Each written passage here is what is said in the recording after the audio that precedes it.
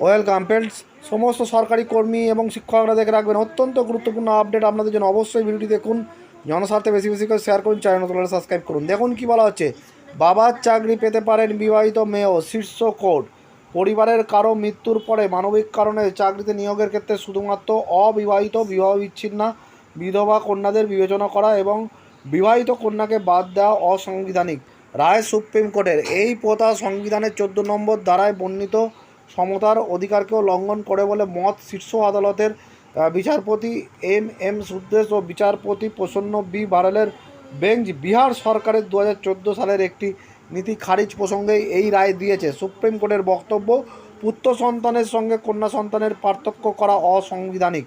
চাকরি দেওয়ার ক্ষেত্রেও শুধুমাত্র অবিবাহিত, বিবাহ বিচ্ছিন্ন ও বিধবা মেয়েরাই মানবিক কারণে চাকরি পাওয়ার যোগ্য। এই নীতি বেআইনি। বিহারের একটি মেয়ের বাবা ছিলেন সরকারি চাকুরে। বাবার অকাল মৃত্যুর পর মানবিক কারণে ওই বিবাহিত মহিলা চাকরি পাওয়ার যোগ্যতা নিয়ে প্রশ্ন ওঠায় তিনি পাটনা হাইকোর্টে অ্যাপিল করেছিলেন, কিন্তু হাইকোর্ট তার দাবি খারিজ করে এই যুক্তিতে যে তিনি বিবাহ বিচ্ছিন্না, অবিবাহিত বা বিধবা নন। বিহার সরকারের যুক্তি ছিল, বিয়ের পর মেয়েরা সাধারণত শ্বশুরবাড়ি চলে যায়, বাপের বাড়ির সঙ্গে তার সেভাবে সম্পর্ক থাকে না।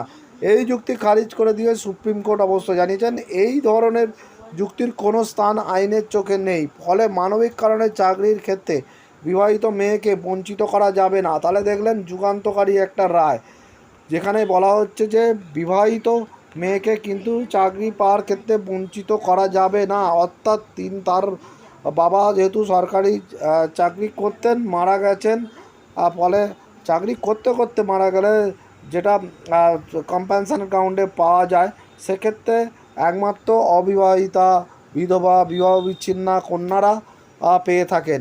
কিন্তু শীর্ষ কোর্টের দাবি এটা আইনের চোখে ঠিক নয়, কারণ বিয়ে হয়ে গেলেও তাকে চাকরি দেওয়া উচিত বলে মনে করে সুপ্রিম কোর্ট।